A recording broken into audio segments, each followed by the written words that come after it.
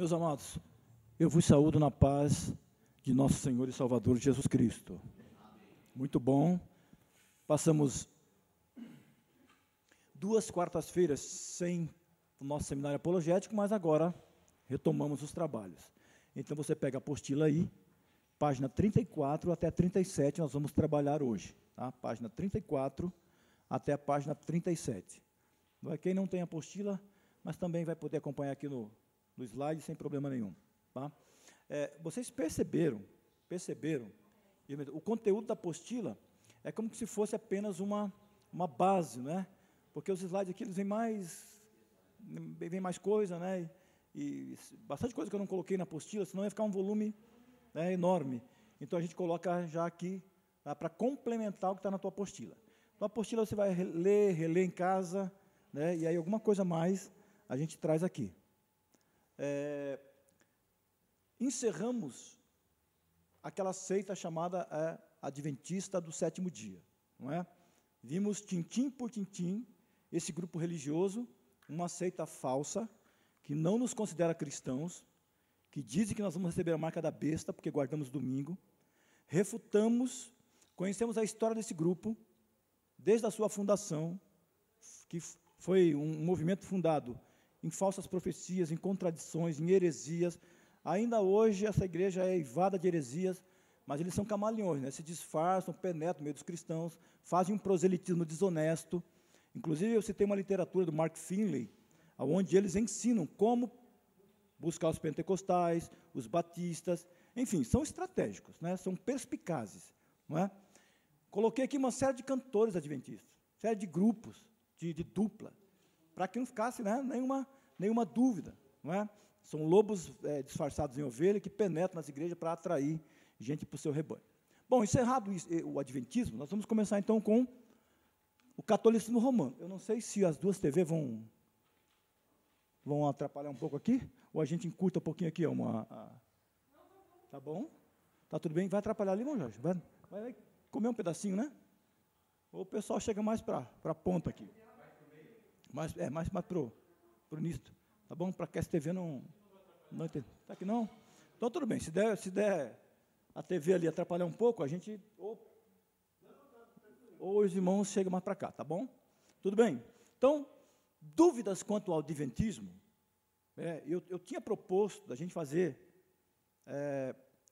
na última palestra sobre o determinado grupo religioso, no caso o adventismo, que nós já encerramos, abrir espaço para as perguntas, não é?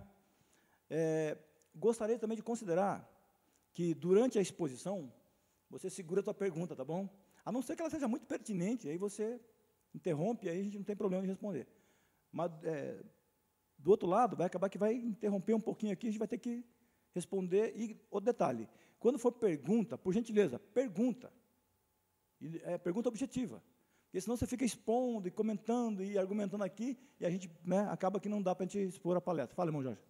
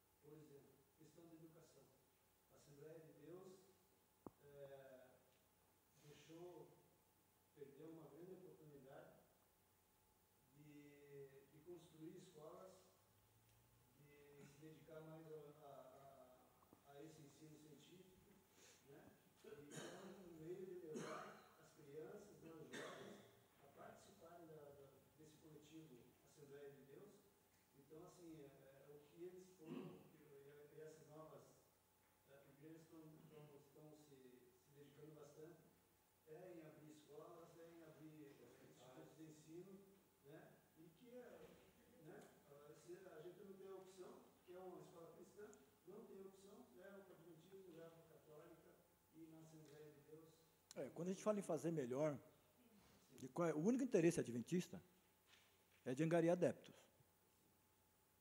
Tá? Então, eles não são só leigos, né? Eu já falei aqui bastante, estou voltando ao adventismo, mas, enfim, líderes, inclusive líderes. Eu falei, contei casos de igreja aqui, que o pastor e os obreiros e a igreja inteira tornou-se adventista. Por quê? Aí, né, falta de conhecimento bíblico, falta de seminários apologéticos como esse, falta de elucidação, e acabaram que se tornaram adventistas, né?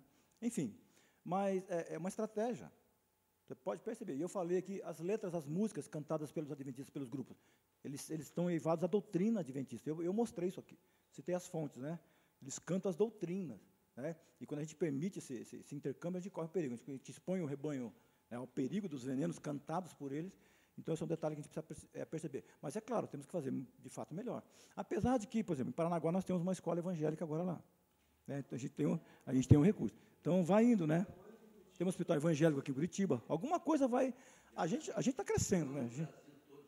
A gente está crescendo, está despertando, né?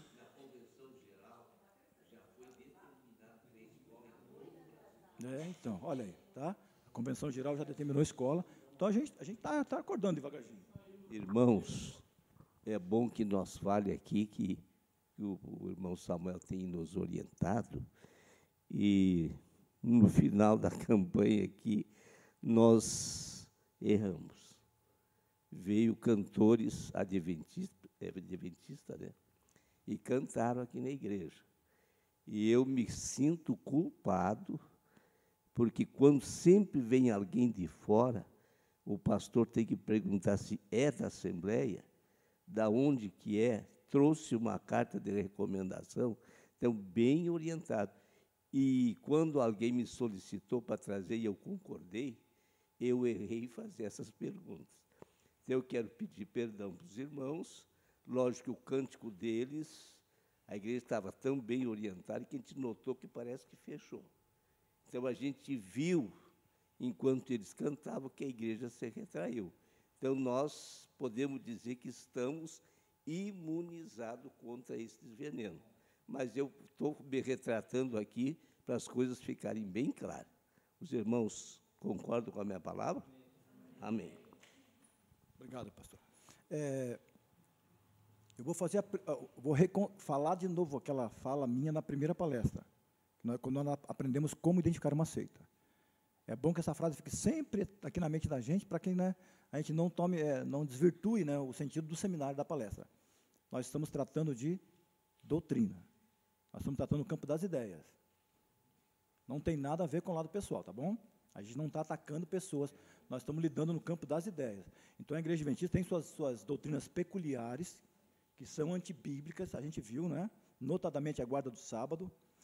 Mas vamos fazer o seguinte, então, a gente está lidando no campo das ideias, né? Da teologia bíblica, não é nada pessoal. Tudo bem? Vocês entendem bem isso, né? Para que não fique nenhuma dúvida, tá bom?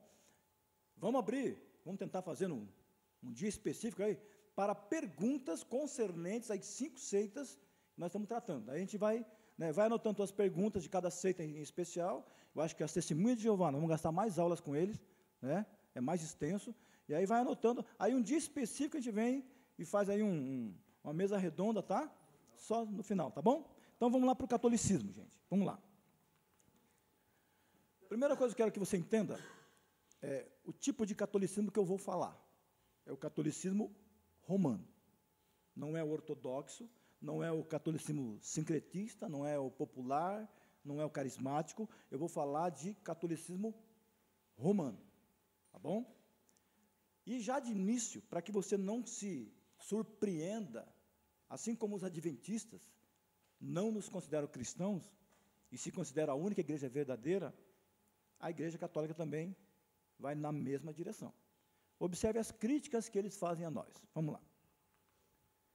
O padre Eusébio Tintori, num Novo Testamento, editado pela Pia Sociedade de São Paulo, por ele comentado,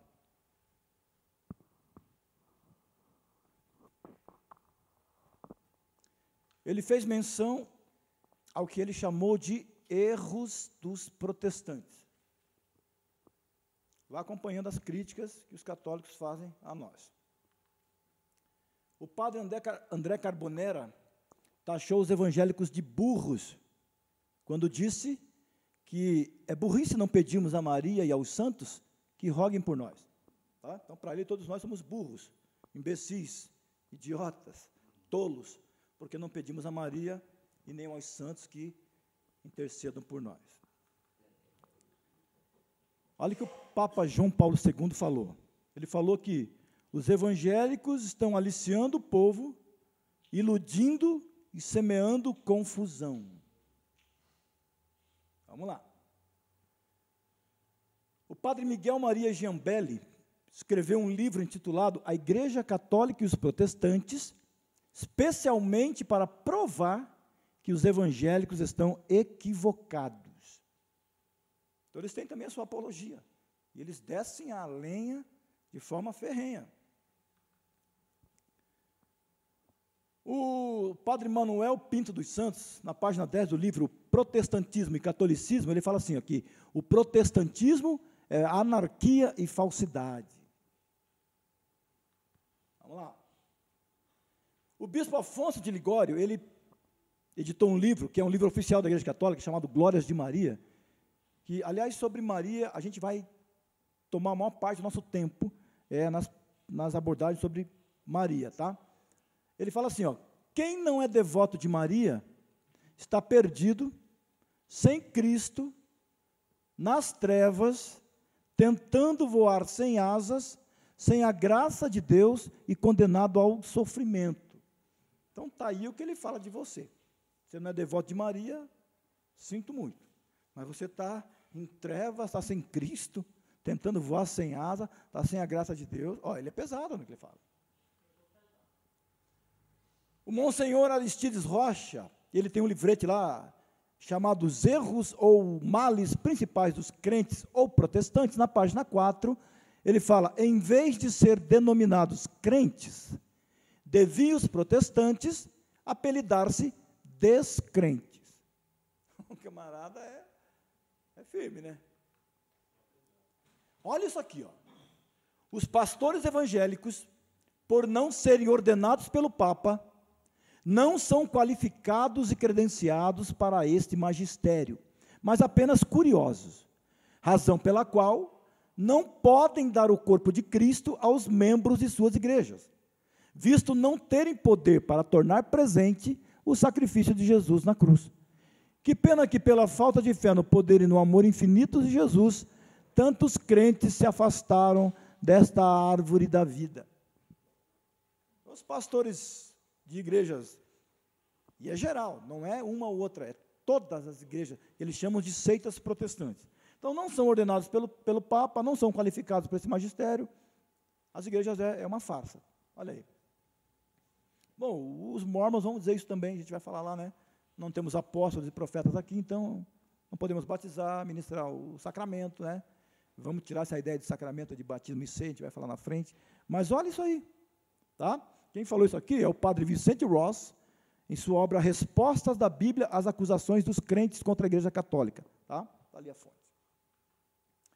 Olha a estratégia católica, note aqui, eu estou colocando aqui alguns e-mails, não vá lá, tá bom? Mas é só para você saber a estratégia católica.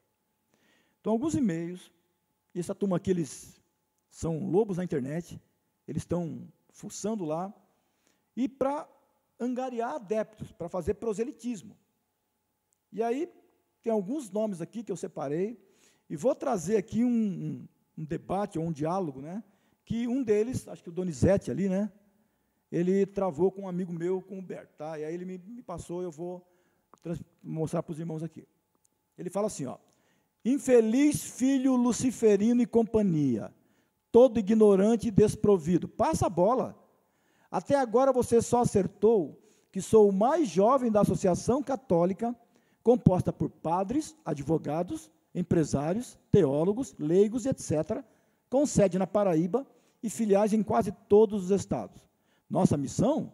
Resgatar os incautos, infelizes, que foram tragados pelas seitas protestantes evangélicas, e olha que muitos já fizeram e estão fazendo o caminho de volta a Roma, amor eleita do Pai. Olha aí. E ele continua: em breve você estará recebendo a visita de outros nossos colegas, os quais sempre na mesma linha de debates, pois vivemos a unidade doutrinal, e não a anarquia da Babel protestante. Bom, o resto não te interessa, pois nossa missão, como já disse, é salvar almas, retirando-as da Babel protestante.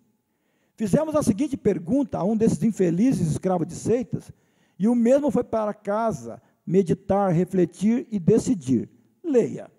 Ele coloca lá: Como pode valer uma ordenação de um pseudo-pastor por outro, de uma igreja batista bíblica, fundada a partir de 1970, dissidente de outra por causa de divergências?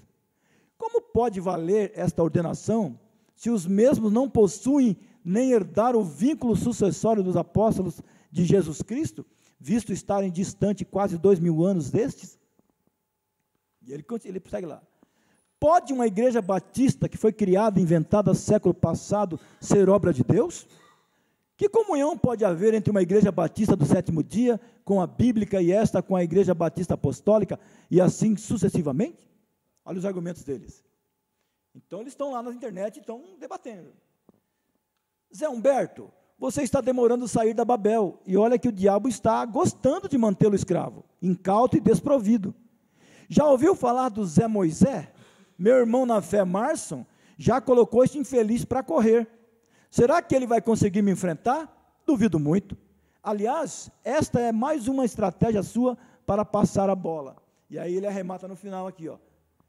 Vai orar, rezar, estudar, pesquisar, aprofundar, adquirir mais conhecimento, e depois volte ou exija que seu professor Moisés me procure.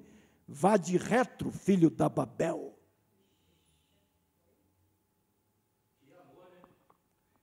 Mas eles estão aí. São teólogos, são advogados, estudantes, leigos, eles estão na internet, eles estão debatendo. Né? Eles estão ali. Né, os meus vídeos estão indo lá, as aulas estão indo lá no YouTube para você ver, reler, né, assistir de novo, pegar de novo, anotar, apontar. Mas a minha questão do meu debate, para mim, é pessoal. Eu não gosto de ficar, eu não tenho nem tempo disso. Quer sentar, a gente vai debater, a gente vai conversar, não tem problema nenhum. Mas ficar por e-mail, ficar assim, olha, é horrível, eu não tenho condição disso. Mas quer sentar, debater, a gente vai debater tranquilamente. Tá? Mas eles estão lá. Eles estão lá, e eles criticam, e apelam, vocês viram aí as afrontas, a estratégia que eles usam. É a mesma coisa de outras seitas. Você percebe? Então, Humberto debateu com esse, acho que era o Donizete, um deles aí, e aí ele abriu o jogo. E até agora ele só havia descoberto que ele fazia parte de uma associação com sede na Paraíba e com filiais no Brasil todo, quase todos os estados, com a intenção do quê? De salvar as almas que foram para a Babel protestante. Percebe? Tem tudo organizado, estão tudo ali, ó, bem montado, bem arquitetado. E no final ele dá essa linda frase aí para o amigo lá. Vá de retro, é como aquele Jesus falou para Pedro, vai-te, Satanás. É exatamente isso aí a frase. Perceberam? Bom, vamos lá para a nossa apostila então. De onde vem a palavra católico? Né? Está aí na tua apostila isso. Vem do grego católicos, que quer dizer universal, que está em toda a terra. Por isso universal, né? Em todo o planeta. Por isso, essa é a origem da palavra católica. Todavia, a palavra romano é particular. Então, aqui nós temos uma contradição de termos. Não é? Porque se católico é universal, romano é particular. E aí já começa, né, a primeira contradição. Nós podemos dizer que nós somos católicos? Podemos dizer que somos? Podemos. Porque nós fazemos parte da Igreja Católica, a Igreja de Cristo que está em toda a terra, em todo o mundo. É a Igreja Universal de Cristo. Nós fazemos parte dela. Nós podemos dizer que somos apostólicos? Sim, claro. Nós estamos fundamentados na doutrina dos apóstolos, que, por conseguinte, receberam de Jesus. Então, nós somos igreja, né, um grupo de pessoas, uma assembleia de pessoas, chamadas de dentro do mundo para fora do mundo. Então, a gente adota o termo igreja, católica, apostólica, porque está no fundamento dos apóstolos, e romano. Dá para dizer que somos romanos? Aí não. Então, exatamente aqui nesse termo está o problema, porque aí romano é particular. Então, nós fazemos parte da igreja católica, apostólica, cristã. Então, esses 4 termos dá para a gente adotar. Né? Os 3 primeiros, e aí no último, tira esse romano e a gente fala cristã, igreja cristã, não romana. Tá? Então, universal, católico quer dizer universal, está em todo o planeta, em todo o mundo, mas romano é particular, então, rigorosamente falando, é uma contradição de termos. Como é que o Aurélio define o catolicismo romano? Olha lá. O catolicismo romano é a religião que reconhece o Papa como autoridade máxima, que se expande por meio de sacramentos, né, nós não temos isso. Que venera a Virgem Maria, nós não temos isso. E os santos, nós não temos isso. Que aceita os dogmas como verdades incontestáveis e fundamentais, nós também não temos isso. E que tem como ato litúrgico mais importante a missa, nós não temos isso. Então, nós não nos enquadramos na definição que o Aurélio dá para catolicismo. Veja as pretensões da Igreja Romana. Constituída sob a direção do Espírito Santo, esta igreja é a única que não pode errar no campo da fé e da moral. É a única que não pode errar. Ali. Todas as outras, porém, que se arrogam o nome de igrejas, caem fatalmente nos erros mais perigosos quanto à fé e aos costumes, porque são guiadas pelo espírito do demônio. É isso que eles dizem. Só existe uma igreja verdadeira, é a igreja católica. Está aí, e toda a linhagem de papas, né, desde supostamente Pedro, lá que nós vamos refutar isso, consideram e falam assim, e se pronunciam assim. É documento oficial da igreja, está ali. Todas as outras igrejas, né, que se arvoram o nome de igrejas, são guiadas pelo espírito do demônio. Então não tem para onde fugir. É isso que eles dizem de forma clara e contundente aqui. Vamos lá para um pequeno resumo histórico. Daí isso eu coloquei na apostila para os irmãos aí, tá bom? Coloquei lá. No século IV, Constantino ascendeu ao posto de imperador.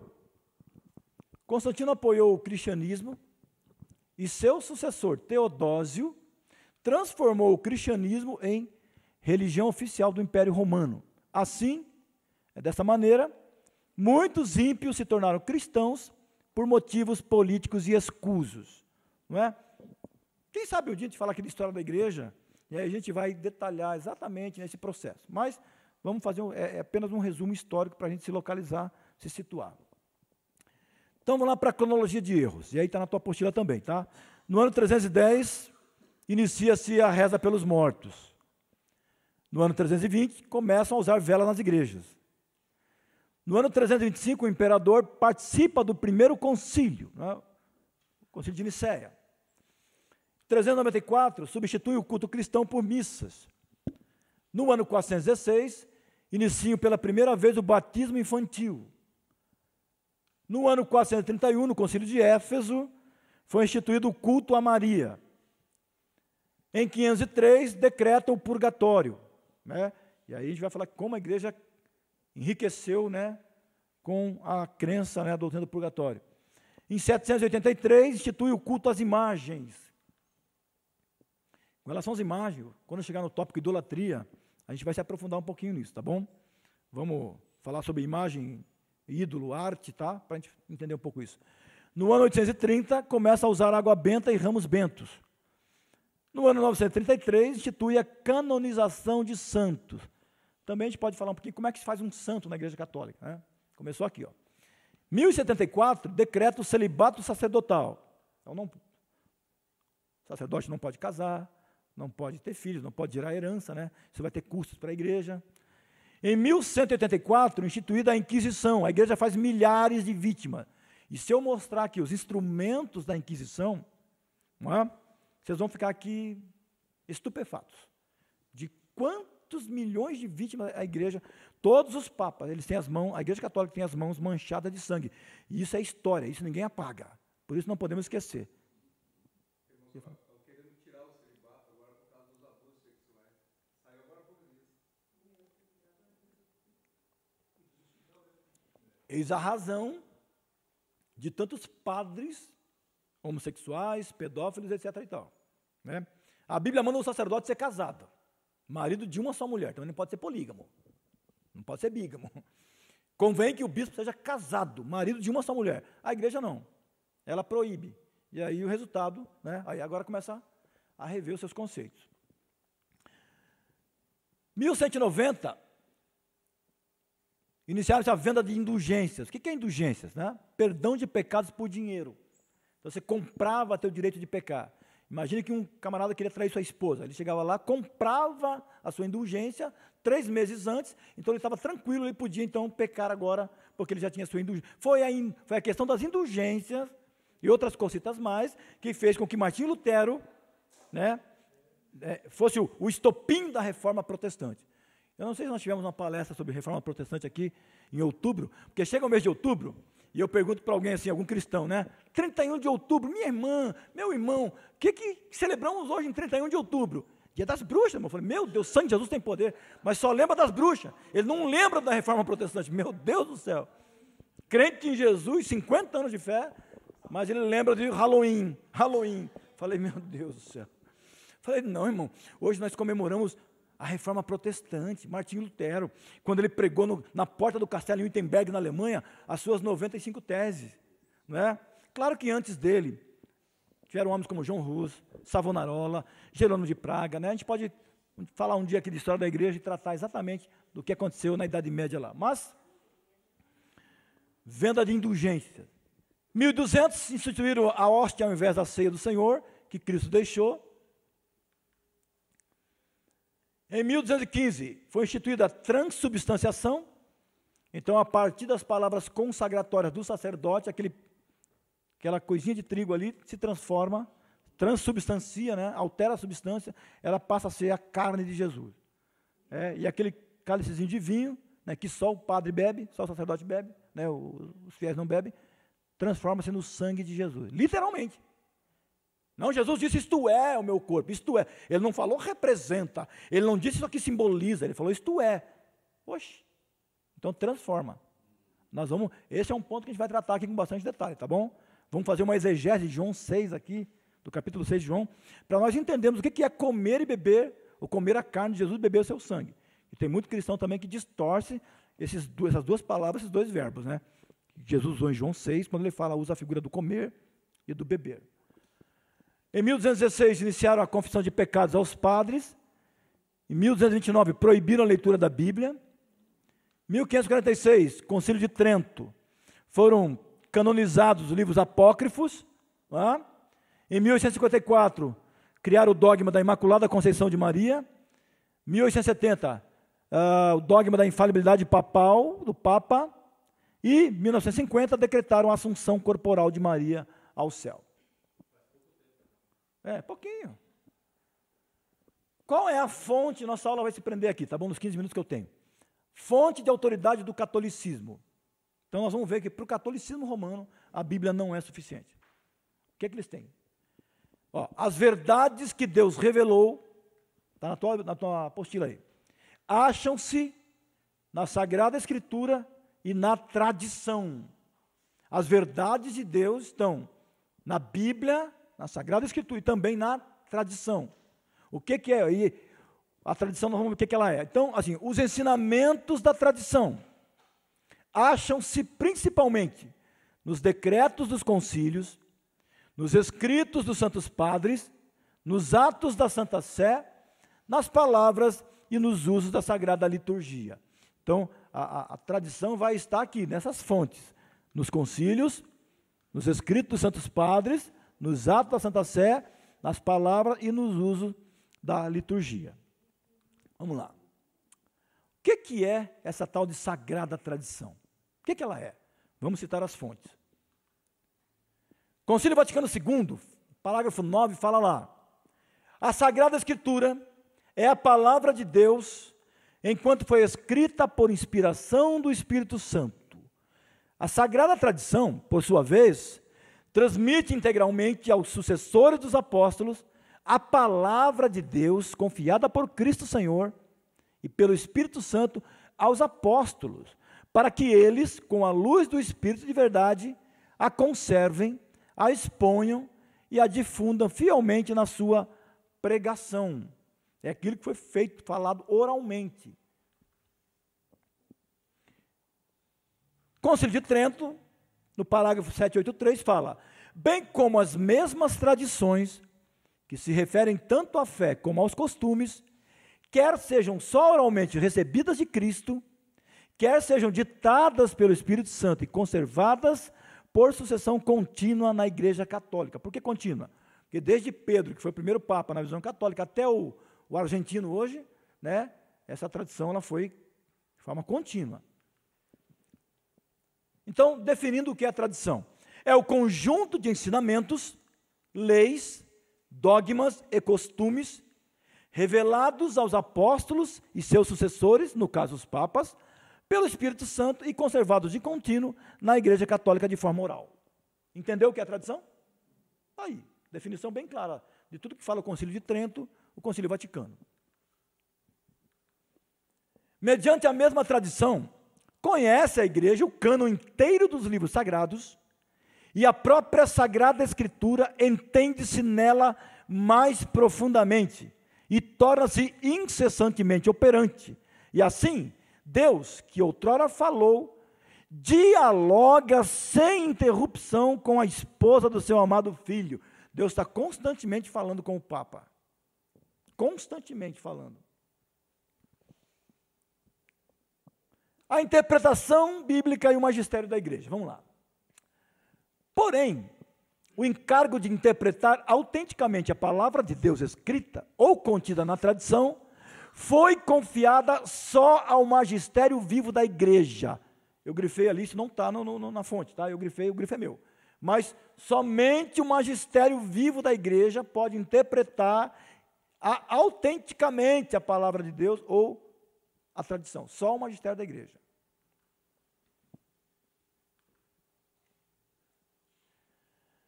Decreta que ninguém, fundado na perspicácia própria, ouse interpretar a mesma Sagrada Escritura contra aquele sentido que sempre manteve e mantém a Santa Madre Igreja, a quem compete julgar sobre o verdadeiro sentido e interpretação das Sagradas Escrituras, ou também ouse interpretá-la contra o unânime consenso dos padres.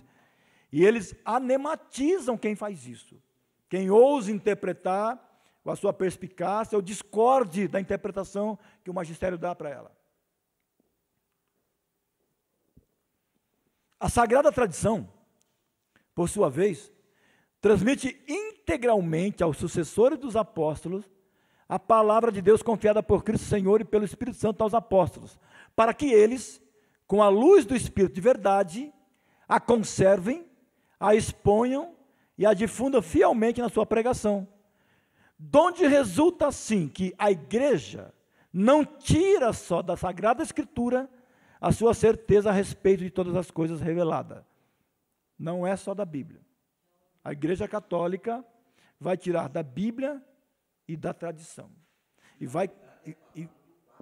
É a palavra dele. Acabamos de falar. Deus fala diretamente com ele constantemente. Será? Claro que não. Na próxima quarta, nós vamos entrar na questão do papado, tá bom? Vai ser a nossa próxima aula, que está na sequência da apostila. Eu vou tentar tratar aqui da questão da tradição apenas, que o tempo já está bem corrido. Olha lá. Colocados em igualdade, ó. Por isso, ambas devem ser recebidas e veneradas com igual espírito de piedade e reverência. A tradição e a Escritura, igual, em pé de igualdade. É igual ao Adventismo. É a Bíblia e os escritos de Ellen White. Qual é o mais inspirado? Não, igualzinho. Ellen White foi inspirada pelo Espírito Santo e o produto dessa inspiração, seus escritos, tem a mesma inspiração que os escritores bíblicos. Ellen White é uma falsa profetisa, nós provamos aqui, nós falamos dela, não é?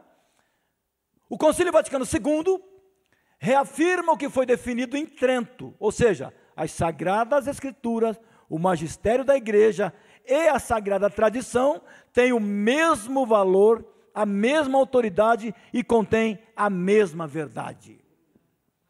E a gente vai ver aqui, gente, quantas vezes um Papa mudou o que o outro fez anteriormente, mudanças, contradições, a gente vai ver alguma coisa aqui, mas eles se sustentam na tradição. É claro, portanto, que a Sagrada Tradição, a Sagrada Escritura e o magistério da Igreja, segundo o sapientíssimo desígnio de Deus, de tal maneira que se unem e se associam, que uns sem os outros não se mantêm, e todos juntos, cada um ao seu modo, sob a ação do mesmo Espírito Santo, contribuem eficazmente para a salvação das almas. Depende, eu estou citando a fonte ali, o Concílio Vaticano II. Nós temos alguns problemas sérios, né, que imediatamente a gente vê com essas declarações. Olha lá, ó. Primeiro, que a Bíblia não é suficiente. A Bíblia não pode ficar sozinha e não contém toda a verdade que precisamos para a salvação, mas deve ser suplementada pela tradição e interpretada pelo magistério da igreja. Então tem um problema com essas definições. Então a Bíblia por si só, ela não é suficiente, ela não é absoluta. Nós precisamos da tradição e também do magistério da igreja para que a interprete corretamente. Bom, no mormonismo nós vamos ver que o mórmon acredita que a Bíblia é a palavra de Deus, mas ele coloca uma observação, desde que esteja corretamente traduzida. Ué, nós nunca acreditamos que tradução de Bíblia é inspirada, né? Mas o livro de Mórmon tem restrição? Não. Cremos que o livro de Mórmon é a palavra de Deus, ó, sem nenhuma restrição. Então veja os problemas. Agora, observe comigo aqui, para a gente começar a refutar esse negócio. Nem a Igreja Católica Romana, com o seu magistério, nem a sua tradição, existiam durante os 2000 anos dos tempos do Velho Testamento, e obviamente a palavra de Deus, que era, e continua hoje, maior em volume do que o Novo Testamento, não necessitava de outra. A gente não encontra rastros na história dessa tradição lá atrás, não tem. Isso é um problema. Cristo citou as Escrituras e disse que tudo deve se cumprir. Marcos 14, Lucas 24. Ele jamais citou a tradição ou sugeriu que ela se cumpriria, né? Estranha omissão, se a tradição fosse parte essencial da Escritura. Por que Jesus não a citou? Muito pelo contrário, ele a condenou, ele a rechaçou. Ó, Paulo nos assegura que toda a Escritura é inspirada por Deus. 2 Timóteo 3,16, 2 Pedro também. Não foi dada tal segurança à tradição. De fato, o oposto é que está implícito.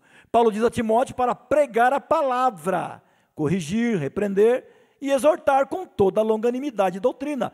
Paulo nunca disse para Timóteo pregar a tradição. Novamente estranho, né? Não está na Bíblia isso, né? Se ela fosse tão essencial, essa tal de tradição. Gente, não há uma tradição do Velho Testamento judaico que existiu desde Moisés, ou Davi, ou Isaías, e que devesse ser observada em adição à palavra de Deus. Não há, não tem rastro na história, você não vê isso. Da onde essa tradição? Será que os padres, os católicos, os apologistas católicos podem provar, nos dar uma amostra, um verso na Bíblia, alguma coisa? Não tem como. Então Cristo não falou nada bem da tradição judaica, mas até denunciou-a como tendo pervertido e tornado sem efeito a palavra de Deus. Você vai ler Mateus 15, você vai encontrar isso. Mas só o verso 6 para a gente ver aqui, ó. E assim, invalidastes pela vossa tradição o mandamento de Deus. Ele critica, ele condena, né? Ele não apoia, ele nunca mandou, nunca citou a tradição. Olha o que Pedro fala em 1 Pedro 1,18. Sabendo que não foi com coisas corruptíveis, como prata ou ouro, que fostes resgatados da vossa vã maneira de viver, que por tradição recebeste dos vossos pais. Pedro também, a fala dele na linha da condenação. Olha lá, Jesus certamente não exigiria que a igreja dependesse da tradição tão facilmente pervertida, mas deu a ela, como deu a Israel, toda a instrução de que carecia, precisava, por escrito. Mandou escrever, mandou registrar, mandou anotar. Ó, o próprio Deus escreveu os mandamentos, ordenou a Moisés que escrevesse as leis, Josué escreveu, os profetas escreveram, os evangelhos foram escritos, Lucas escreveu o livro de Atos, Paulo escreveu diversas epístolas, outros apóstolos escreveram, João escreveu o Apocalipse, tudo por escrito. Por quê? Imagina você, tradição. Ah, você não pode ir contra 2000 anos de história do catolicismo, a tradição que vem de 2000 anos. Meu Deus, mas se eu vou me preocupar com isso? E quem garante que ela é verdadeira, é fidedigna? Se eu for ver a questão cronológica, o hinduísmo então tem mais de 4000 anos, aí você é hindu então? Não é? O judaísmo também está aí há séculos. Não, isso não é argumento. Então você vê, tanto texto, tanta forma de escrita, onde está a tradição oral? Onde? Como pode haver uma tradição oral quando Deus se mostra tão interessado na escrita de sua palavra? Cadê a tradição? Não está, Deus quer que escreva. A Bíblia não ensina essa suposta tradição, nem no Antigo Testamento e nem no Novo Testamento. Você me perdoe porque eu estou correndo aqui, tá bom? Mas vai acompanhando aí. As palavras tradição ou tradições ocorrem 14 vezes no Novo Testamento. Ó, preste bem atenção nisso. 8 referências são declarações de Cristo nos evangelhos e todas elas depreciativas das tradições judaicas. Pode conferir lá. Tudo na linha da depreciação. Tudo na linha da condenação, da reprovação. Nunca exaltando, enaltecendo, nunca. Paulo faz 5 referências, 2 das quais claramente depreciativas. Colossenses 2,8, Gálatas 1,14. A única referência de Pedro, que nós já lemos, também é na linha da depreciação. Aí tem 3 referências que Paulo colocou ali de forma favorável. Ó. 1 Coríntios 2, vamos ler ali. Ó. De fato eu vos louvo em tudo, porque vos lembrais de mim e retendes as tradições assim como vô-las entreguei. 2 Tessalonicenses 2,15. Assim, pois, irmãos, permanecei firmes e guardai as tradições que vos foram ensinadas, seja por palavra, seja por epístola nossa. E 3,6. Mandamo-vos, porém, irmãos, em nome de nosso Senhor Jesus Cristo, que vos aparteis de todo irmão que anda desordenadamente e não segundo a tradição que de nós recebeu. Nesses 3 versículos, a Igreja Católica se apoia para dizer que a Bíblia está falando da tradição. Nesses únicos 3 textos. Mas o que é que Paulo está falando aqui? Primeiro que nenhum desses versos se refere à tradição católica romana conforme ela tem se desenvolvido através dos séculos, desde os dias dos apóstolos. Nenhum desses textos se refere a essa tal tradição oral da Igreja Católica. Nenhum deles. Em momento nenhum, em linha nenhuma. Primeira coisa. Paulo, obviamente, estava falando do que ele, ou outros apóstolos, já haviam ensinado pessoalmente. Ele não estava se referindo a tradições que poderiam se desenvolver sob a influência de líderes desconhecidos da igreja em algum tempo futuro. Paulo não está intencionando fazer isso. Lá na frente, num futuro distante, líderes que vocês não vão conhecer. Paulo não está falando disso, em momento nenhum. Ele está falando de coisas que ele ou os outros apóstolos já haviam tratado aqui, ó, corpo a corpo. Por isso ele resolveu escrever.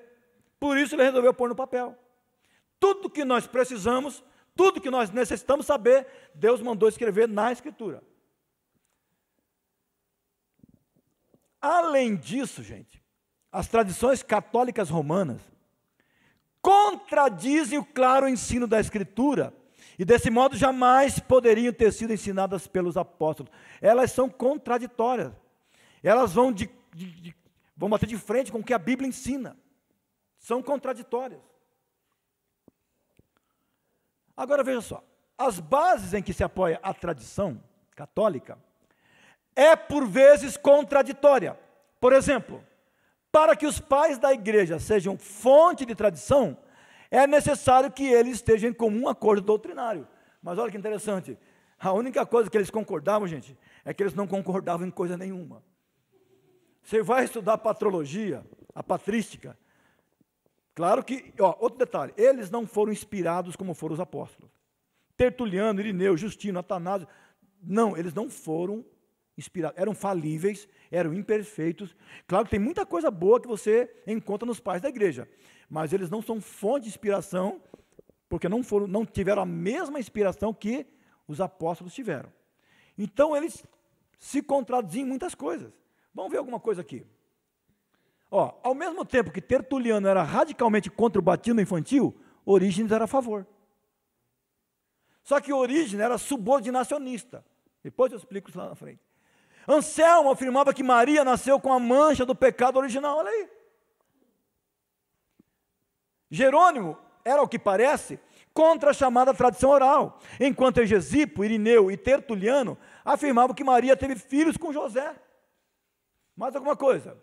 Ao mesmo tempo que Tertuliano era radicalmente contra, Jerônimo defendia arduamente a virgindade perpétua de Maria. Olha aí. Muitos eram a favor de que a Pedro coube o fundamento da igreja em Mateus 16, 18. Mas um número maior ainda era contra essa interpretação. Por exemplo, Agostinho. Né? Tem alguns aí, agostinianos aí, no meio evangélico, católico, né? São fãs de Agostinho. Mas pegam só partes de Agostinho, né? Eu conheço calvinistas, são loucos por Agostinho, né? Mas quando o Agostinho vai e destoa aqui, aí não presta, né? Pegam partes, né? Selecionam, um Agostinho selecionável, só partes dele.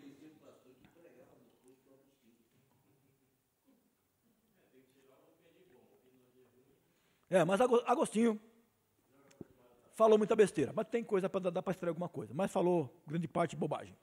Então, o decreto gelasiano promulgou que o livro O Pastor de Hermas era apócrifo. Por outro lado, este mesmo livro foi defendido arduamente por Atanásio como não apócrifo. Ainda este mesmo decreto dizia que Pedro e Paulo sofreram martírio em Roma, na mesma data e no mesmo dia, o que é confirmado ainda por Dionísio, lá na história eclesiástica, né, de Eusébio. Entretanto, Paulo vai dizer o contrário, diz que só Lucas está comigo. Olha aí, que choque. Enquanto Policarpo e as igrejas da Ásia sustentavam que a Páscoa deveria ser comemorada no dia 14 de Nissan, baseado numa antiga tradição recebida do apóstolo João, Aniceto, bispo de Roma, por outro lado, defendia que essa comemoração deveria cair num domingo após 14 de Nissan, baseado igualmente numa antiga tradição recebida de São Pedro. Você entendeu? Eles nunca eram unânimes. Não eram, né, se conflitavam. Pensavam diferente. Daí vem a pergunta, gente. Qual dessas é verdadeira? E aí? Perguntar para o católico, qual que eu fico? Então você vê que é um grande problema. Perguntamos lá, algumas perguntinhas para os católicos. A Sagrada Tradição testifica da autoridade da Bíblia, mas por que a Bíblia não testifica sobre a autoridade da Sagrada Tradição? Ó, para se pensar, hein? Outra. Por qual motivo a Sagrada Tradição só foi receber o mesmo valor que a Bíblia no Concílio de Trento? Será que ela não teria... será que ela mesma não testificava isso antes? Por que só em 1546 no Concílio de Trento? Quer dizer que antes não? Por quê? É igual o juízo investigativo dos adventistas. Os apóstolos criam nisso, ensinaram isso. Os pais da igreja criam nisso. Foi uma forma de justificar o fracasso da profecia que não se cumpriu, né? Outra, quando a Cúria Romana declara que a Sagrada Tradição e o magistério da igreja têm o mesmo valor e autoridade que a Bíblia, não estão eles dizendo que suas palavras são tão poderosas e importantes quanto as Escrituras? Sim, estão. Onde a Bíblia ensina que só o magistério da igreja pode interpretá-la? Onde? Mostra um versículo. Por que as interpretações feitas por esse magistério estão livres de erros? Não seria isso uma forma de manipular a verdade? E a gente sabe que a Igreja Católica está cheia de heresia. Como alguém pode formular doutrinas que serão de suma importância na vida de uma pessoa, baseada em uma tradição de origem duvidosa? Outra, será que realmente existe uma sagrada tradição verdadeira? Será que o magistério da igreja realmente tem o poder que afirma ter? Ou será que estes são meios de ofuscar a verdade divina e torná-la dependente de homens? Olha aí. Os cristãos bíblicos tinham a plenitude da graça de Deus somente com os escritos apostólicos, sem os pais antigos e a tradição medieval? Tinham ou não? Tinham. A qual evangelho Paulo se referiu como poder e salvação do crente, lá em Romanos 1,16, visto que o romanismo considera o evangelho como incompleto sem a tradição e as sucessivas interpretações do magistério ao longo da história. A Bíblia é incompleta, insuficiente, não, sem o magistério. Então, a qual evangelho Paulo se referia aqui? Que ele é poder de Deus para a salvação de todo aquele que crê. Pensar isso, né? Olha lá, olha o Salmo 119, esse texto aqui, ó. Oh, quanto amo a tua lei, é a minha meditação em todo dia. Tenho mais entendimento do que todos os meus mestres, porque os teus testemunhos são a minha meditação. O seguinte texto aqui, por acaso, não fere a divina inspiração da tradição e a autoridade da igreja, descartando perigosamente o magistério? Colocando ele de lado, né? Opa! Onde estava o magistério da igreja de Bereia? Onde os próprios cristãos julgavam o ensino de Paulo, né, para ver se as coisas eram de fato assim, e que estranhamente mereceu o elogio do apóstolo. Cadê o magistério lá em Bereia? Paulo passava pregando e eles iam na Bíblia consultar, verificar se o que o Paulo pregava era de fato assim. Opa, cadê o magistério? Não é ele que interpreta? E por que Paulo elogiou esses homens? Esses foram mais nobres do que os de Tessalônica. Porque de bom grado iam na Escritura examinar se as coisas eram de fato assim. Gente, acima da minha palavra, acima da palavra do pastor, do líder, do bispo, do apóstolo, está a palavra de Deus. E nós temos que examiná-la. Ser como os bereanos. Tradição, traição ao evangelho. É isso que é a tradição. Cipriano, no século III, diz assim, a tradição sem a verdade é o erro envelhecido. Tertuliano afirmou, Cristo se intitulou a verdade, não a tradição. Os hereges são vencidos com a verdade e não com novidades. E Jerônimo, tradutor da Vulgata Latina, falou assim, as coisas que se inventam e se apresentam como tradições apostólicas, sem autoridade e testemunho das Escrituras, serão atingidas pela espada de Deus. Não é? Por isso Jesus falou, em vão me adoram, ensinando preceitos que são doutrinas de homens, não é? Tradições de homens. Tudo que a igreja fala é baseado em tradição, fere a Bíblia, vai contra a Bíblia, vai contra a Escritura. Gente, é impossível rastrear a tradição até a sua fonte ou ter certeza da sua exatidão. É impossível. Mesmo que tivesse fitas gravadas, desde os tempos, até 2000 anos atrás, se gravasse fitas, né, é impossível. Não tem como. Os ensinos orais devem, inevitavelmente, ser corrompidos no processo de transmissão de uma geração para outra. Quer ver um exemplo disso? Se eu falar uma coisa aqui para a irmã aqui, irmã, a irmã passa para lá, passa ali. Quando chegar lá no irmão, como é que vai chegar? Quer ver um exemplo aqui? Quer ver um exemplozinho? Vê se você escuta aí. Vê se você escuta.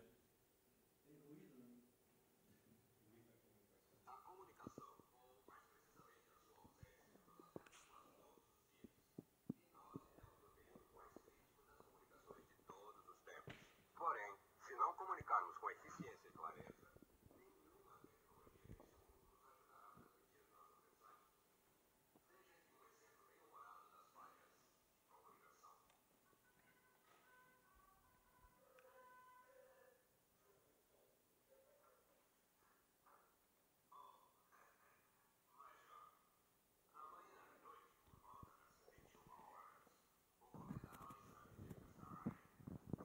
isso acontece uma vez em cada 76 anos.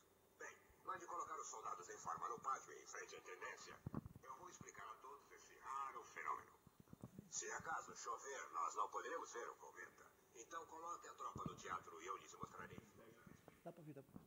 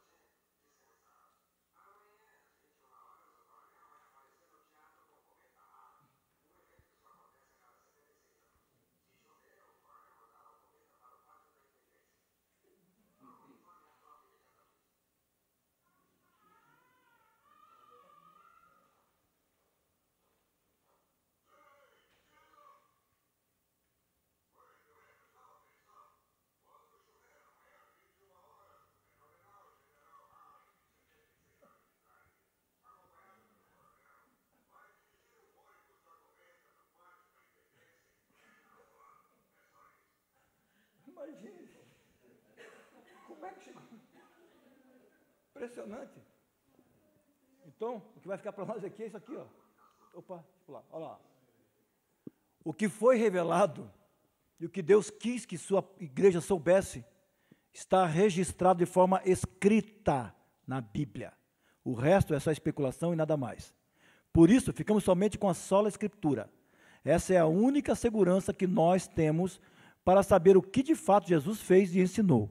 É a única maneira que possuímos para conhecer qual é a verdadeira ortodoxia da igreja cristã. É o que está escrito e nada mais. Tá bom? Então, até a próxima quarta.